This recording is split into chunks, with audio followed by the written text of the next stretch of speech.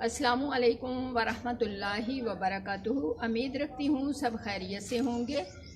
اور آج کا جو ہمارا موضوع ہے کہ ناشکری سے بچنے کا نبی صلی اللہ علیہ وآلہ وسلم کا نسخہ جو ہے، تو میرے پیارے بچوں، اس کو سمجھنے سے پہلے وہی درخواست کرتی ہوں جو ہمیشہ کرتے چلے آ رہی ہوں کہ پہلے لائک کیجئے، سبسکرائب کیجئے اور شیئر کیجئے اور کمنٹس چھوڑیے اور اپنے لیے صدقہ جاریہ بنائیے۔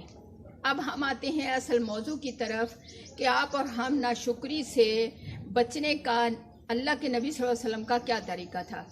نبی صلی اللہ علیہ وآلہ وسلم نے فرمایا کہ مال و دولت اور حسن و جمال کے اعتبار سے اپنے سے کم تر لوگوں کی طرف دیکھو اور اپنے سے اونچے لوگوں کو مت دیکھو، اپنے سے اونچے لوگوں کو مت دیکھو۔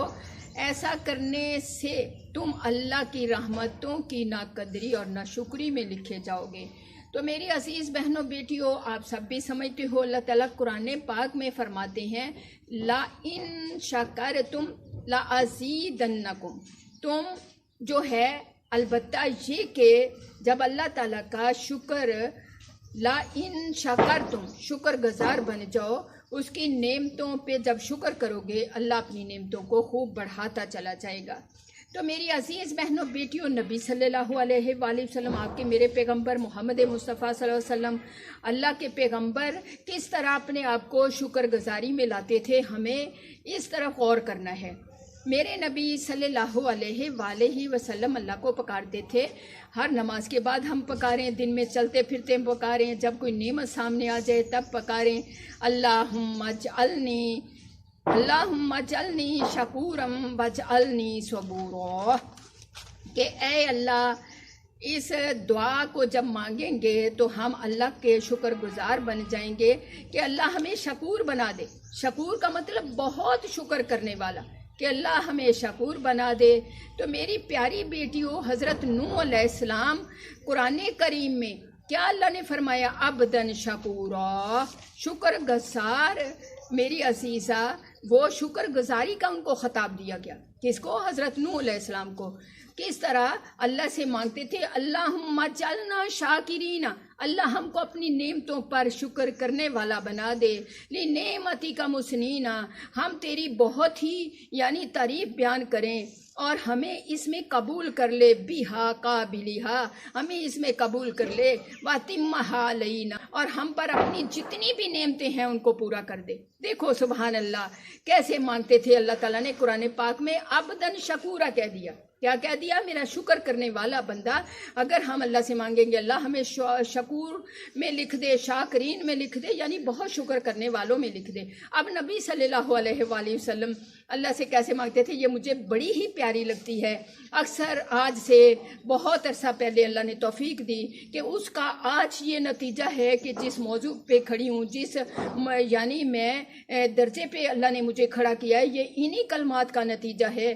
تو میری عزیز بہنوں بیٹیوں، اللہ غائب سے، کیونکہ رزق آسمانوں سے اترتا ہے۔ رزق کہاں سے اترتا ہے؟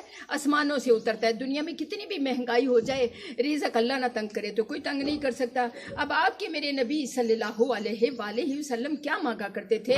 اللہم اجعلنی وسیم شکرک، اللہم اجعلنی وسیم شکرک، اے اللہ تو مجھے ایسا بنا دے کہ میں خوب تیرا شکر کروں۔ اللہم اجعلنی وسیم شکرک واکثر ذکرک، میں تیرا بہت زیادہ ذکر کیا کروں، اللہ مجھے ایسا بنا دے۔ پیغمبر نے اللہ سے مانگا تو وہ کس لیے مانگا؟ ہمیں سکھانے کے لیے مانگا۔ میری عزیز بہنوں بیٹیوں، میرے بچوں، کس لیے مانگا؟ کہ اللہ سے ہمیں اللہ کے نبی نے مانگنا سکھا دیا کہ ہم کیسے مانگیں۔ تو میری عزیزہ، اللہم اجعلنی وسیم شکرک واکثر ذکرک واتبع نصیحتک، کہ اللہ میں تیری پوری نصیحتوں پہ عمل کروں، میں تیری پوری طرح پیروی کروں، واحفظ وصیتک، واحفظ وصیتک، میں تیری نصیحتوں پہ پورا عمل کروں اور آپ کے حکموں کی پاسداری کروں، وَأَحْفَظُ وَصِيَّتَكَ، وَأَحْفَظُ یعنی میں ایسے تیری نصیحتوں کی، تیرے حکم کی حفاظت کروں کہ ان پہ پورا پورا عمل کروں اور دوسروں کو کرواؤں۔ اللہ آپ کو مجھے توفیق عطا فرمائے کہ ہم نبی صلی اللہ علیہ وآلہ وسلم کے نقش قدم کو اپناتے ہوئے ان پہ قدم رکھیں۔ دنیا اور آخرت کی کامیابی کہاں چھپی ہوئی ہے؟ اللہ کے نبی صلی اللہ علیہ وآلہ وسلم کی سنتوں میں چھپی ہوئی ہے۔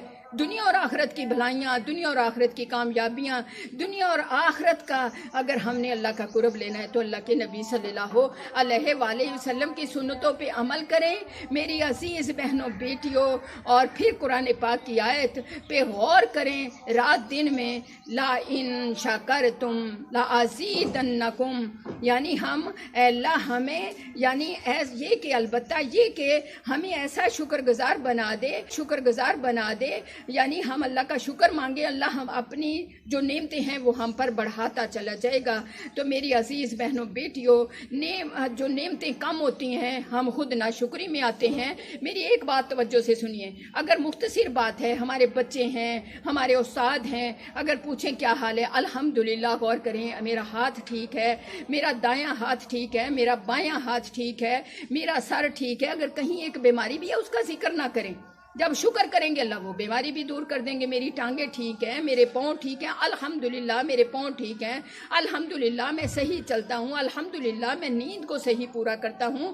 تو میری عزیزہ یہ شکر گزاری میں آتا ہے۔ جب ہم رونا دھونا کر دیتے ہیں، کوئی حال پوچھے، ہاں ٹھیک ہی ہے، اتنا کھا رہے ہوتے ہیں، اتنا پی رہے ہوتے ہیں، لیکن بڑے دل کے حرق سے کہتے ہیں بس ٹھیک ہی ہے، یہ ناشکری اور ناقدری میں آتا ہے۔ اللہ اپنی نعمتیں کم کرنا شروع کر دیتے ہیں اور اللہ کی ناراضگی ہم اپنے سر پہ لے لیتے ہیں، اور جو بڑھنے کے دروازے ہیں نعمتیں وہ بند ہو جاتے ہیں۔ قرآن پاک میں بار بار آتا ہے فَبِأَيِّ آلَاءِ رَبِّكُمَا تُكَذِّبَانِ، تم اپنے رب کی کون کون سی نعمتوں کو جھٹلاؤ گے۔ جنات نے بھی کہا اللہ ہم تیری کبھی ناشکری نہیں کریں گے۔